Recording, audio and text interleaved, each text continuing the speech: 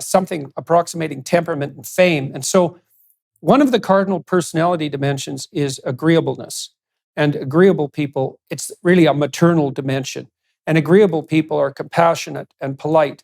They're very interested in people and in serving people. And it's likely a dimension that maximizes the capacity to take care of the weak and the infirm and infants and the outsiders. And now, the disadvantage to being agreeable is that you can be taken advantage of because you can't stand up for yourself very well, partly because of your self-sacrificing nature, let's say. And so you can be a pushover and then become resentful and angry and bitter and feel that you're in an unfair world, giving all the time and never receiving. On the other side, you have the disagreeable temperament, which is more masculine. And I say that because women are reliably higher in agreeableness and men reliably lower. And that's true cross-culturally. And it maximizes in egalitarian countries.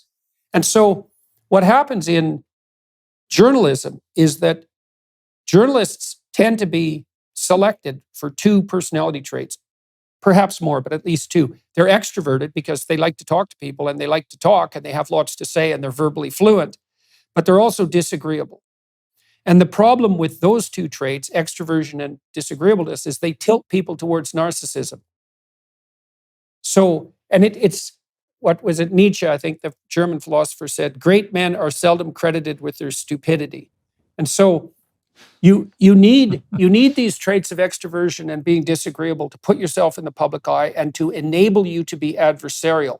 But there's a set of probable sins that go along with that.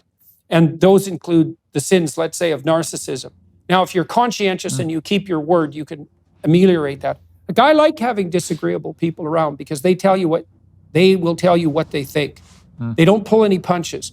And that can be harsh and even callous at times, but at least you get the damn information. Whereas agreeable people are always trying to keep the peace at any cost, including the cost of their own well-being. So in your situation, this is what I'm very curious about. You have to be adversarial and you have to be antagonistic to the degree that you're uncovering deception and obfuscation and those sorts of things, to the degree that you have to counter the tricks that people are bringing to bear on the situation. One of the things, I guess, that makes YouTube different, and Rogan in particular, is I don't think Rogan almost never talks to people who are doing that. Right? I've talked to him, for example, about speaking with politicians, and he tends not to speak with them. And I think the reason for that is that he's not interested in that adversarial discussion.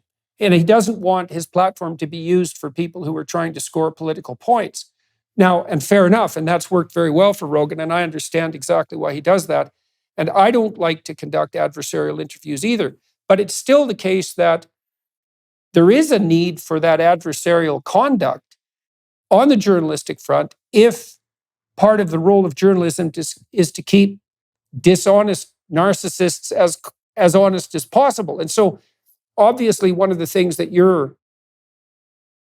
attempting to calibrate properly, I presume, is, well, how much you listen and allow the conversation to unfold and how much you dig without digging too much and without being an utter prick about it, right? Because obviously it's possible to go too far on that front. And my suspicions are that you also have the temperament to be able to engage in a fight. And without that, you can't be adversarial. So you said you're still learning to do that. The silence issue is interesting too, because I think that's particularly tough on broadcast TV because you're called upon, in some sense, to fill every valuable second. And then to let a pause occur, you have to be willing to risk the potential price of dead space. And that's quite intimidating if you're, while using up valuable broadcast space, which isn't such an issue on YouTube, let's say. But there's very weird constraints in broadcast TV that people aren't aware of when they're just watching it. And so